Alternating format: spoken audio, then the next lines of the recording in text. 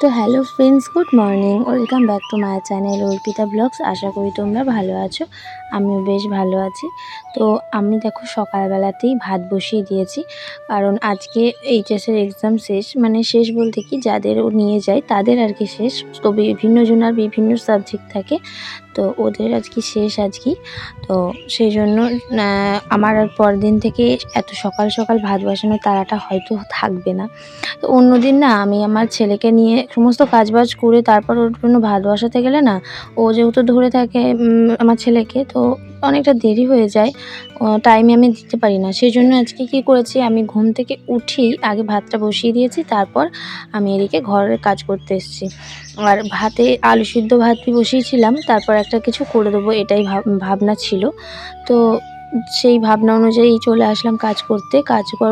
আজকে আমার ওঠার আগে আমার বাড়িতে শাশুড়িরা উঠে পড়েছিল, তো ওরা কাজ করে দিয়েছে, মুছে টুছে দিয়েছে, তাই আমি আমার ঘরটাই মুছে নিলাম। মুছে নিয়েই তারপর চলে আসলাম কলতলায়। কলতলায় এসে আমার ছেলের বাসনগুলো রাত্রিবেলা যে খেয়েছে সেই সমস্ত বাসনগুলো, আর রুটি খাই তো, তো বাসনগুলো খুব মানে বাটিগুলোই মরমর করে। তো সেই জন্য আমি ঘুম থেকে উঠি ওগুলো আগে জলে ডুবিয়ে দিই, যাতে ভেজে, অনেকক্ষণ ভিজলে না আমার কাজ করতে করতে আমার মানে ঘর মুছতে মুছতে এগুলো ভিজে যায়, আর আমার এটা মাজতেও সুবিধা হয়। তো তারপর বাটিগুলো সুন্দর করে মেজে নিলাম। আর ছাকনাটা আমি রোজ রাতেই ধুয়ে রাখি, মানে রুটি চটকি আমি ধুয়ে রাখি। আজকে আর ধুইনি, মানে কালকে রাতে, আজকে তো না, কালকে রাতে আর ধুইনি। ছাকনাটাও ধুয়ে নিলাম, তারপরে হাতে সাবান দিয়ে চলে যাচ্ছে বাসনগুলোকে রেখে দিই। আর আমার রাতে খাওয়ার বাসন যা যা ছিল সেগুলো তো আমার শাশুড়ি মা ধুয়ে রেখে চলে গেছে। আর এদিকে দেখো রুটির বেলায় চাকরিটা মানে সোজা করা ছিল, ওর উপরে এগুলো রাখবো ভেবেছি। তো এর উপর রাখলে তো ওখানটা জল হয়ে গেলে আর আমার রুটি বেলতে পারবো না, সেই জন্য ওটাকে উল্টে তারপর বাসনগুলো মানে আমার ছেলের বাটিগুলো রাখলাম। আর আমার ছেলের বাটিগুলো আমি আমাদের বাসনের সাথে রাখি না, তার কারণ ছোটো ছোটো বাটি তো খুঁজে পায় না। এরপর সকালবেলা ব্রাশ করে নিলাম, তারপর দেখো আমি আমার ছেলেকে আবার এর মধ্যে ঘুম থেকে উঠে খাইয়ে দাইয়ে ও বাড়িতে দিয়েও এসেছি। তারপর আবার চলে এলাম দুটো ভাত খেতে। আর আমি ভাত আর ওই যে তোমাদের বললাম যে কিছু করে দেবো, তো পেঁয়াজ ভেজে আলু সিদ্ধটা মেখে দিয়েছিলাম, তো ওইটা দিয়েই সুজয় ভাত খেয়ে গেছে, আর আমারও এটা দিয়ে ভাত খাওয়া হয়ে গেল। আমি আর আজকে সকালে চা খাইনি। তো আমারও না ফেনা ভাত আর আলু সিদ্ধ ওই রকম পেঁয়াজ ভাজা দিয়ে মেখে আলু সিদ্ধ মাখলে না আমার খুব ভালো লাগে। তো আমার ওটা পেলে মানে কিছু চায় না। আর তরকারি তেমন খেতে আমার ভালো লাগে না, সত্যি বলছি। আমি তরকারি খেতে তেমন ভালোবাসি না। দুপুরে একবার হলেও ব্যাস, এটাই। তাছাড়া ভাজাভুজি দিয়ে খেতে আমার বেশি ভালো লাগে, বা এরকম সিদ্ধ ভাত হলে আমার সেটাও অনেক প্রিয়। এটা আমি ছোটো থেকে আগাগোড়া একই অভ্যাস হয়ে গেছে। তো দেখো তারপরে আমার খাওয়া দাওয়া কমপ্লিট, তারপর আমি সুন্দর করে সব মুছে নিলাম, এঁঠো দিয়ে নিলাম। তারপরে যে সমস্ত বাসনগুলো আমার ভাত করতে লেগেছে আর কি, এঁঠো হয়েছে, সেই বাসন কটাকে সুন্দর করে এবার কলতলায় ধুয়ে নিচ্ছি। আর আমার ছেলেকে ওই যে ঘুম থেকে উঠে খাইয়েছি, সেই জন্য আমার ছেলের বাটিগুলোও ধুয়ে নিচ্ছি। ছেলের বাটি যে সারাদিনে আমি কবার ধুই তার কোনো ঠিক নেই। তো সমস্ত বাসন টাসন ধুয়ে তারপরে বিছানাটাও আমি গুছিয়ে নিয়েছিলাম, অফ ক্যামেরায় তোমাদের সাথে শেয়ার করিনি। তো তারপর চলে আসলাম জামা কাপড় কাচতে। আর শীত যেহেতু চলে যাচ্ছে, আস্তে আস্তে টাটা বাই বাই করে দিচ্ছে আমাদের, তো শীতের জামা কাপড়গুলো তো আস্তে আস্তে তুলতে হবে। তাই তো ওই চারিদিকে সব ছড়িয়ে ছিটিয়ে পড়ে আছে, এদিকে ব্যবহারও করা হচ্ছে না, আবার চারদিকে ছড়িয়ে ছিটিয়ে পড়ে আছে। সেই জন্য আর কি আমি ভাবলাম যে জামা কাপড়গুলো আজকে কিছু কিছু করে, মানে অল্প অল্প করে তুলতে তো হবে, তো আজকে কিছু তুলে দিই।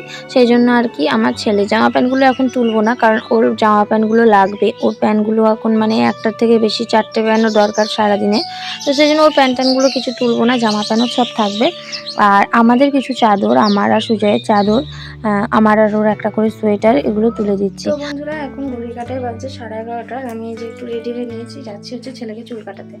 অনেকদিন থেকেই বলছি ছেলের চুলগুলো প্রচুর বড় বড় হয়ে গেছে, মাথায় মানে ঘাম হচ্ছে খুব, তোকে চুলটা কাটানো দরকার। আবার বাপের সময় হচ্ছে না, আবার এদিকে মানে আমার বাবারও সময় হচ্ছে না, ওর বাবারও সময় হচ্ছে না।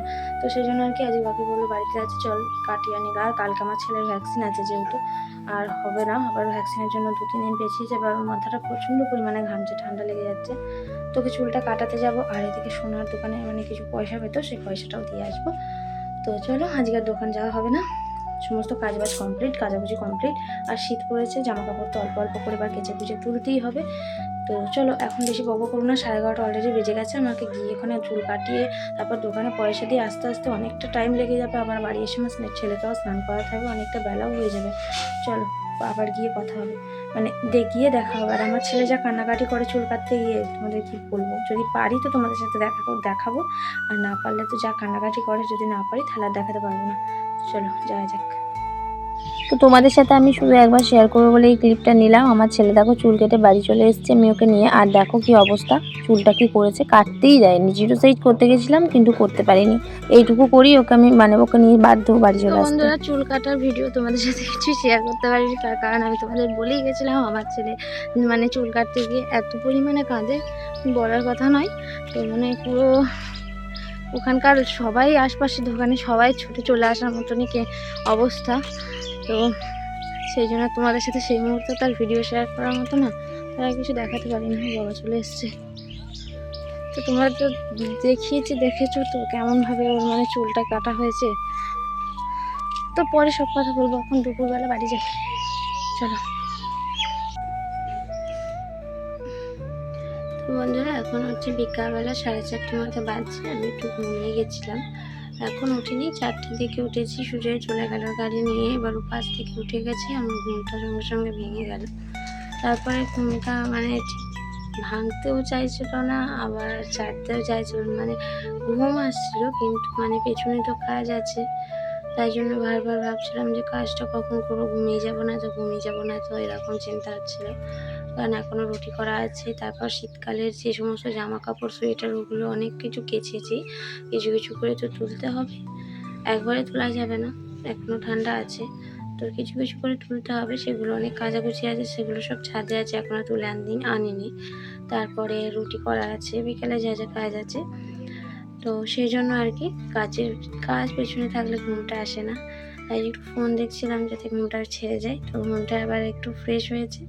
তো যাই, এবার ছাদে গিয়ে জামা কাপড়গুলো আগে তুলে আনি, তারপরে এখন কাজ করব না, আগে তার অনলাইনে কিছু কাজ করে নেবো, মানে এন্ট্রিগুলো কিছু করে নেবো। আর সারাদিন করতেই পারিনি আমার ছেলের জন্য, মানে ছেলেকে নিয়ে ডাক্তার এই কী বলে চুল কাটতে গেছিলাম বলে।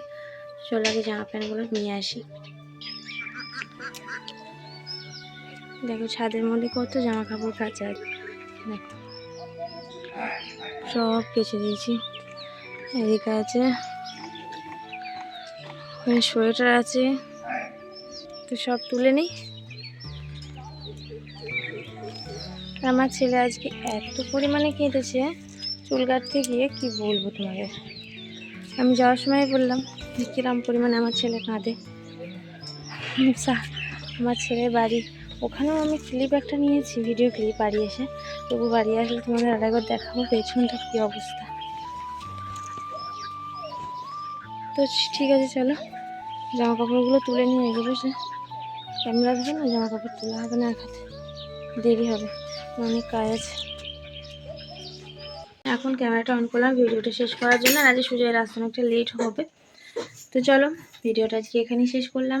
তোমাদের আজকের ভিডিওটা কেমন লেগেছে অবশ্যই কমেন্ট করে বলো, আর একটা করে লাইক করে দিও, সাবস্ক্রাইব করতেও অবশ্যই ভুলো না। তো ঠিক আছে, চলো টাটা, love you all, good night.